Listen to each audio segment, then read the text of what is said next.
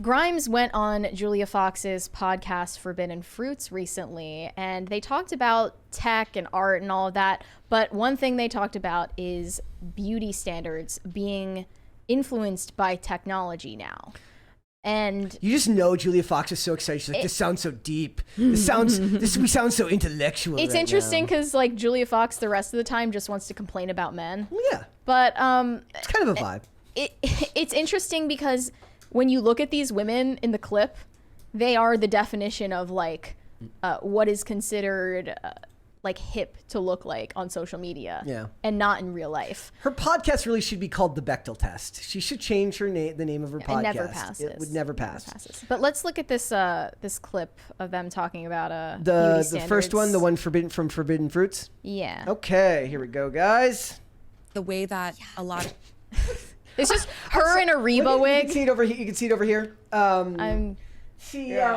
She looks absolutely. I mean, and Julia Fox, by the way, is someone who has talked numerous times about looking ugly on purpose, which is something we also touched on. Yeah. She said that she shaved her eyebrows specifically because she knows men hate that and find it unappealing. That's too interesting choice. That's right. Stupid. Right. Yeah. Like I just look at her and like, well, at least we got some redheaded representation. And she back, also so that's good. is someone she used to we like. Can't erase fit, all of them. She used to fit a lot of like more conventional beauty standards until then.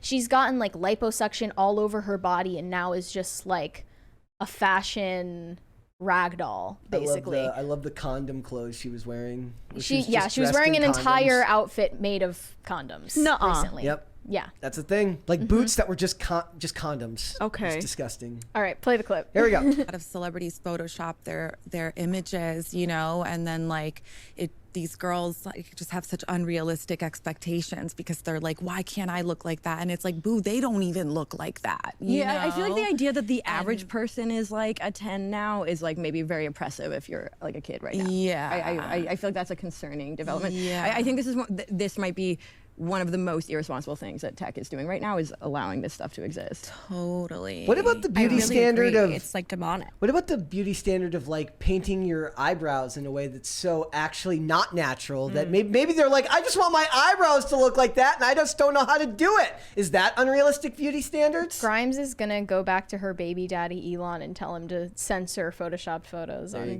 Twitter. She says, I agree, that's really demonic. Let me just go back. It's like demonic. It's really demonic. It's like demonic. So, okay. I just want to ask you as like an online personality, do you feel like this is an actual issue? Do you feel like there's an expectation for you to look a certain way because you're a public figure? No, not at all. I don't think this is actually an issue. And like I said, I think the root of this is seeking acceptance from the world, and I don't. So people can criticize me. I get criticism all the time because of my haircut. Like they think I'm a crazy person until I start opening my mouth and saying something different.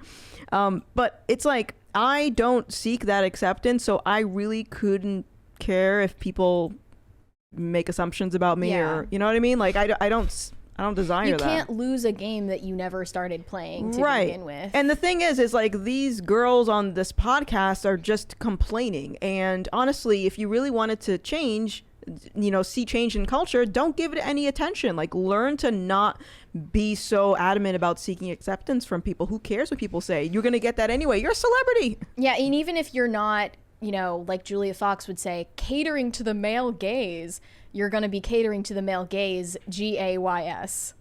She is catering to gay men, essentially, with how she looks. Oof. Is that not the case? She lives up to a beauty standard of some kind. Yeah. It's inescapable. Yeah. Whether it's the one that straight men want you to fit or whether it's what women on the internet want you to fit, like you're still living up to their expectations. Instead of setting your own standard. It's like you said it earlier, where women are deliberately making themselves look ugly. It's like, okay, so you've rejected this invisible beauty standard, but now you've essentially joined another beauty standard, which is just ugly. Yeah. They're still like living by the reactions of men. Right. They're still letting their lives and decisions be controlled by men, just in a different light. Yep. And I don't think that that's feminist or empowering. It's certainly a lack of self-confidence and a lack of the ability to feel comfortable in your own skin, which is something that can't be, you can't force something like that. It has to be learned either from a young age or with it takes a lot of work to get back there if you've gotten away from that. I think I would classify that as true body positivity, where you're comfortable in the way that you are and you don't need to publicize it to the entire world and demand that people look at you in the way that you perceive yourself. Yeah. I also, they talked about cancel culture a little bit, and I did want to hear your reaction to it, because Grimes has this public image of a pop star that is, I guess, more subversive, because, you know, she's pictured reading Marx or whatever. Like, she has these like communist ideals, but she has also been criticized for not living up to them because she, of course, like dated a tech billionaire. She said, "I'm very easy to cancel and canceled very often. I've always been exceptionally canceled. People call me a techno-fascist. I agree a lot of things have been mishandled, and we're in a giant hiccup into a different part of civilization that is completely unprecedented. I say a lot of dumb stuff, above average, I'd say." Okay, maybe that's true. "But we need better discourse. I wish people would approach me in better faith. I approach everyone in good faith. If people are being hateful on the internet, those people are mad because they want a better world." Is that the case? I mean, I think people being mad on the internet, they can just be jerks, you know? But I do agree with her to the point that we should be able to have better discourse, and you going online and screaming at someone, regardless if you think that you're in the right, that you're not going to be able to convey your point anyway. You just seem like a crazy person.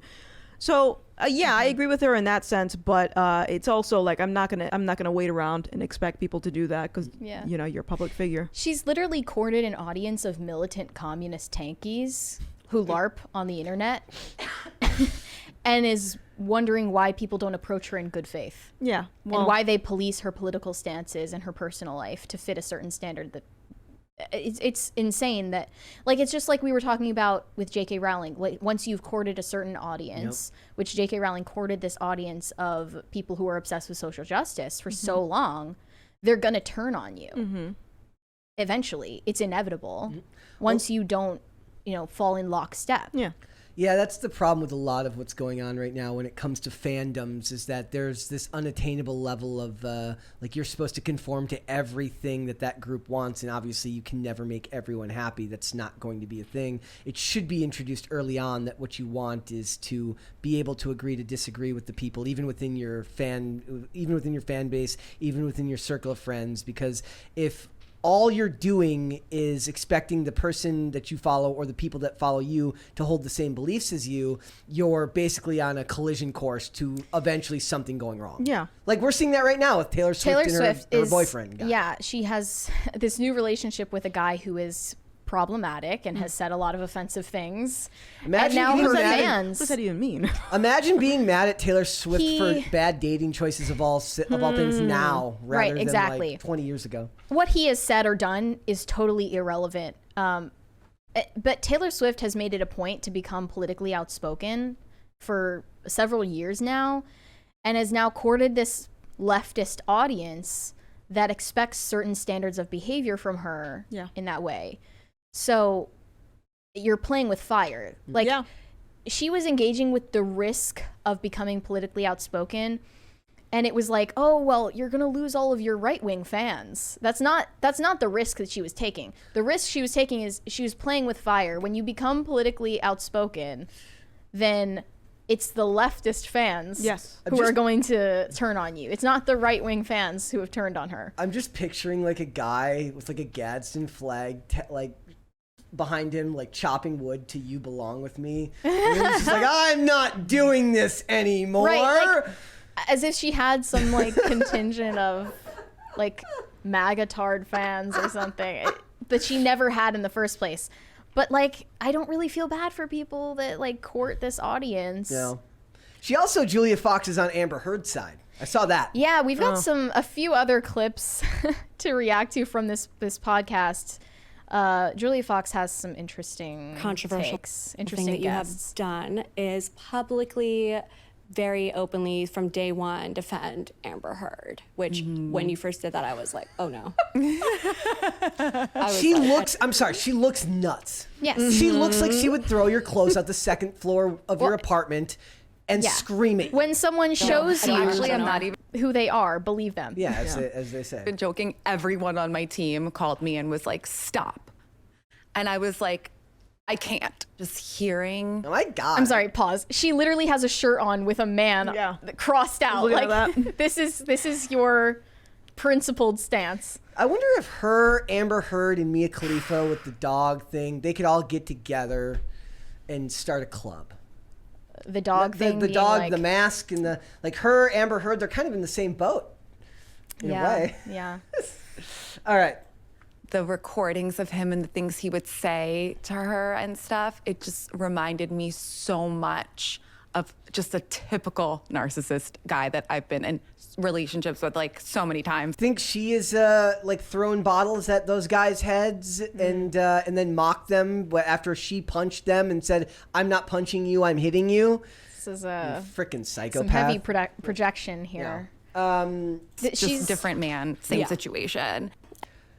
Different man, same situation. Of course. And she knows Amber Heard personally. All of your ex-boyfriends are Johnny Depp. Yes, that's what it is.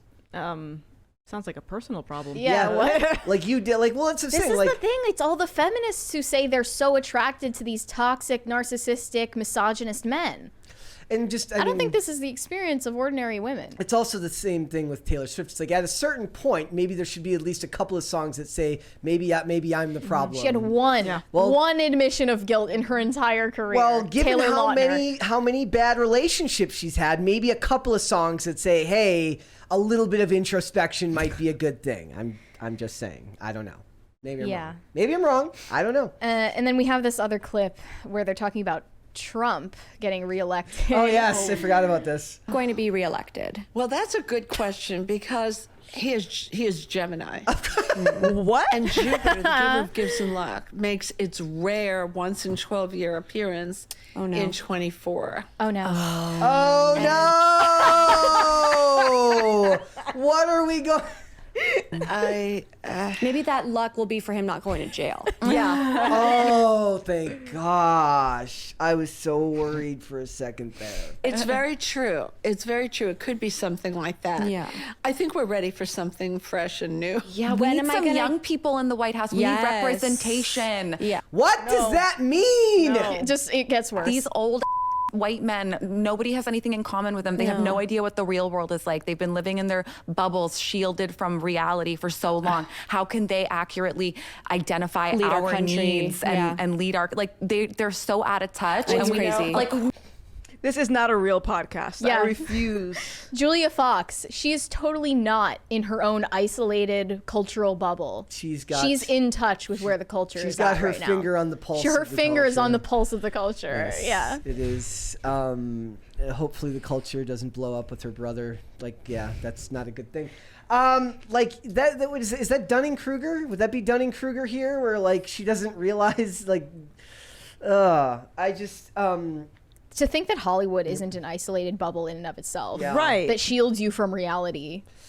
I mean, and everyone is in a way in their own bubble of sorts, right? Like the life you lead is not going to be the life that someone else is going to lead, and everyone should be aware of that somewhat. But it's just kind of silly hearing them describe it that way. Yeah. I love The it. astrology thing, that always cracks me As up. a former Wiccan, what are your beliefs about astrology now, I guess? Like, obviously, I believe in stars. You know, I see them. But as far as like, you know, They exist. You know, they exist. They're a thing. But as far as like, what's your sign, and then using your sign as a way to explain your behavior or your outlook on life, that's essentially like, I would equate that to social justice, where instead of taking ownership or self-reflecting, you blame it on something else. Oh, it's because Mercury is in retrograde. That's why I'm a jerk right now. Yeah, it also sounds like a cope, like wanting to control the world around you when you have no control.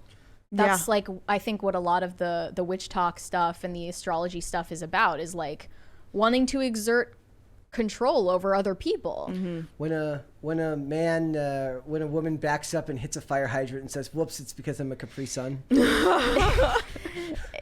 Yeah, it's also like kind of exploiting women's natural inclination to like, I don't know, analyze people's social behaviors and like gossip essentially, but in a harmless way, and then like overstating it to this like cosmic importance, and then also like giving people what they think are the tools to curse someone or bless them with something, like that you're a god, Right. basically. Yeah.